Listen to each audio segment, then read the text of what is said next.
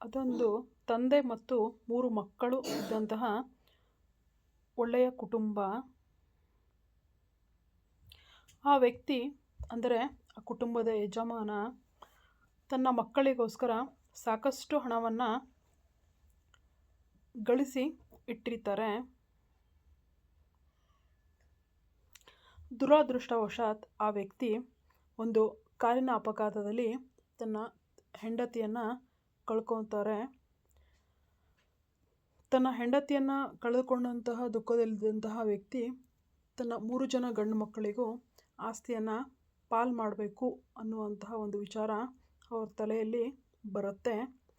But ಆ 3 ಜನ ಮಕ್ಕಳಲ್ಲಿ ತನ್ನ ಆಸ್ತಿ ವ್ಯವಹಾರವನ್ನು ಮುಂದುವರಿಸಲಿಕ್ಕೆ ಯಾರು ಸಮರ್ಥರು ಅನ್ನುವಂತಹ ಪ್ರಶ್ನೆ ಆ ಒಂದು ತಂದೆಯ ತಲೆಯಲ್ಲಿ ಬರುತ್ತೆ.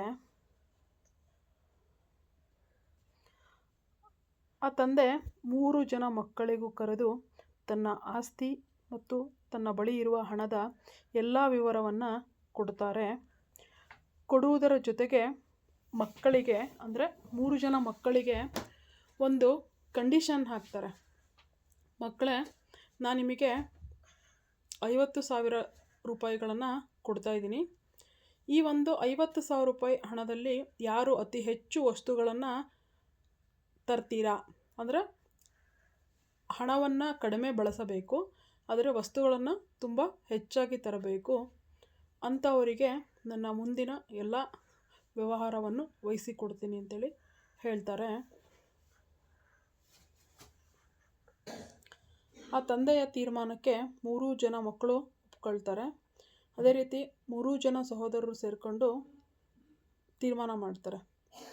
ಆದರೆ ತಮ್ಮಲ್ಲಿ ಬಂದಂತಹ ಒಂದು ಉಪಾಯವನ್ನು ಒಬ್ರಿಗೊಬ್ಬರು ಯಾರೂ ಸಹ ಡಿಸ್ಕಷನನ್ನು ಮಾಡೋಲ್ಲ.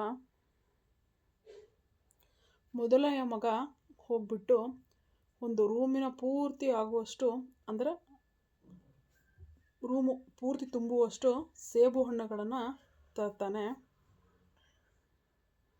ಅವನ ಹಣ ಅಲ್ಲಿ ಪೂರ್ತಿ ಖರ್ಚಾಗತ್ತೆ. ಎರಡನೆಯ ಮಗ ಸ್ವಲ್ಪನೇ ಬುದ್ಧಿವಂತ ಇರ್ತಾನೆ. ಅವನು ಅಣ್ಣ 50,000 ರೂಪಾಯಿ ಪೂರ್ತಿಯನ್ನು ಖರ್ಚು ಮಾಡಿ ರೂಮ್ ತುಂಬ ಸೇಬು ಹಣ್ಣನ್ನು ತಂದಿದ್ದನ್ನು ನೋಡ್ತಾನೆ. ಆದರೆ ಇವನು ಸ್ವಲ್ಪ ಬುದ್ಧಿವಂತ. ಇವನು ತನ್ನ ತಲೆಯನ್ನು ಸ್ವಲ್ಪ ಓಡಿಸಿ ಸೇಬು ಹಣ್ಣಿಗಿಂತ ತುಂಬ ಕಡಿಮೆ ಬೆಲೆ ಬಾಳೋದು ತರಕಾರಿ, ಅದಲ್ಲದೆ ಸ್ವಲ್ಪ ಹಣವನ್ನು ಕೊಟ್ಟರೆ ಅದು ತುಂಬ ಇನ್ನೂ ಜಾಸ್ತಿ ಬರುತ್ತೆ ಅಂಥೇಳಿ ಯೋಚನೆಯನ್ನು ಮಾಡ್ತಾನೆ. ಹಾಗಾಗಿ ಅವನು ತರಕಾರಿ ಅಂಗಡಿಗೆ ಹೋಗಿ ಸೊಪ್ಪುಗಳನ್ನು ಮತ್ತು ತರಕಾರಿಗಳನ್ನ ತಂದು ಒಂದು ಕಡೆ ಒಟ್ಟು ಹಾಕ್ತಾನೆ.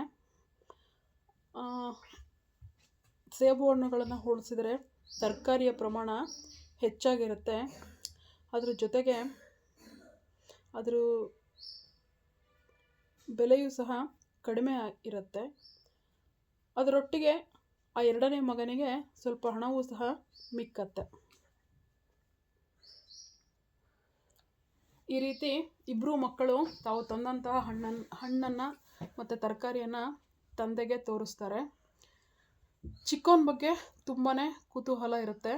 ಚಿಕ್ಕ ಮಗ ತಂದೆಗೆ ಒಂದು ಕತ್ತಲಾದಂತಹ ರೂಮಿಗೆ ಕರ್ಕೊಂಡು ಹೋಗ್ತಾನೆ. ಕರ್ಕೊಂಡು ಹೋಗಿ, ಅಪ್ಪ, ನಾನು ಈ ರೂಮನ್ನಲ್ಲ ಈ ಮನೆಯನ್ನು ಪೂರ್ತಿ ತುಂಬುವಷ್ಟು ಸಾಮಾನನ್ನ ತಂದಿದ್ದೀನಿ.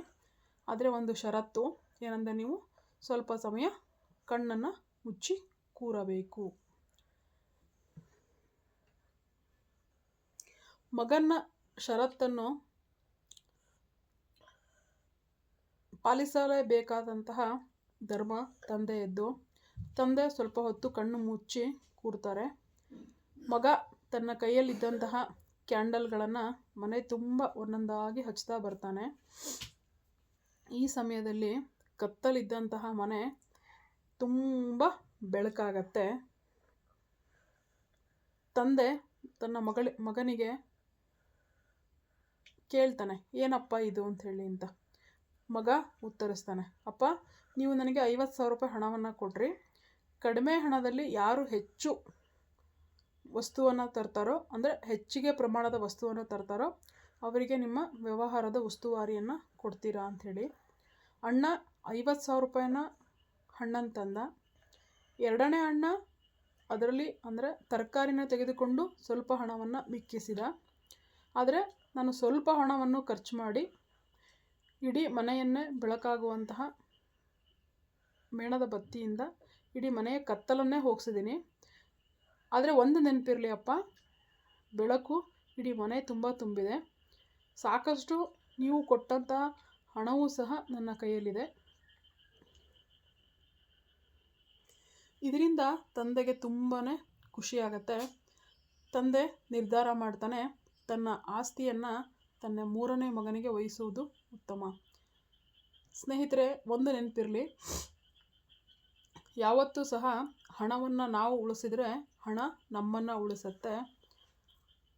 ಈ ಪ್ರಪಂಚದಲ್ಲಿ ಅತಿ ಶ್ರೀಮಂತ ಯಾರು ಅಂದರೆ ತುಂಬ ಬುದ್ಧಿವಂತಿಕೆಯಿಂದ ಹಣವನ್ನು ವ್ಯಯಿಸುವ ವ್ಯಕ್ತಿ ಮಾತ್ರ. ನಾವಿವಾಗ 10 ರೂಪಾಯಿನ ದುಡಿದು 10 ರೂಪಾಯಿನ ಖರ್ಚು ಮಾಡಿದ್ರೆ ಏನೂ ಪ್ರಯೋಜನ ಬರಲ್ಲ. 10 ರೂಪಾಯಿಯನ್ನು ದುಡಿದು ಅದನ್ನು 100 ರೂಪಾಯಿ ಆಗುವಂತಹ ರೀತಿಯಲ್ಲಿ ನಮ್ಮ ಹಣವನ್ನು ನಾವು ಅಂದರೆ ಹೂಡಿಕೆಯನ್ನು ಮಾಡಿದ್ವಿ ಅಂದರೆ ನಾವು ಹೆಚ್ಚು ಹಣವನ್ನು ಗಳಿಸ್ಬೋದು. ಎಲ್ಲರಿಗೂ ಶುಭ ಸಂಜೆ. ನಿಮಗೆ ನಮ್ಮ ಈ ಒಂದು ಕಥಾ ಸರಣಿ ಇಷ್ಟ ಆದರೆ ದಯವಿಟ್ಟು ನಮ್ಮ ಚಾನಲ್ಗೆ ಲೈಕ್ ಮಾಡಿ, ಶೇರ್ ಮಾಡಿ, ಮತ್ತು ಮರಿಬೇಡಿ ನಮ್ಮ ಚಾನಲ್ನ ಸಬ್ಸ್ಕ್ರೈಬ್ ಮಾಡಿ. Once again thank you all.